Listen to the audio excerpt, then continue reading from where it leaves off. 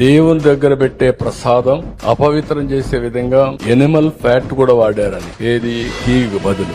ఈ samples is highly adulterated. Fish oil మీకు తెలిసిందే, చేప నుంచి ఎక్స్ట్రాక్ట్ చేసిన నూనె. బీఫ్ టాలో అంటే పశువు సంబంధించిన కొవ్వు, అలాగే లాడ్ అంటే పందికి సంబంధించిన కొవ్వులు, ఇవి ఎక్కువ ఉన్నాయి. పంది మాంసం ఉందని, అదే విధంగా బీఫ్ ఫ్యాట్ ఉందని, ఫిష్ ఆయిల్ అంటే చేప నూనె ఉందని చాలా స్పష్టంగా రిపోర్ట్ లో వచ్చింది.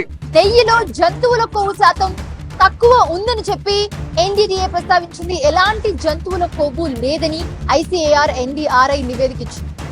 ఐసీఏఆర్ ఎన్డీఆర్ఐ నివేదికను ఛార్జ్ షీట్ లో పేర్కొన్న సిట్ నెయ్యిలో వెజిటబుల్ అలాగే పామ్ ఆయిల్ కలిపారని ఛార్జ్ షీట్ ఇచ్చింది. అలాగే కల్తీ నెయ్యి విషయంలో శాంపిల్ టెస్టులపై 2 వేర్వేరు రిపోర్టులను ఛార్జ్ షీట్ లో ప్రస్తావించింది సిట్.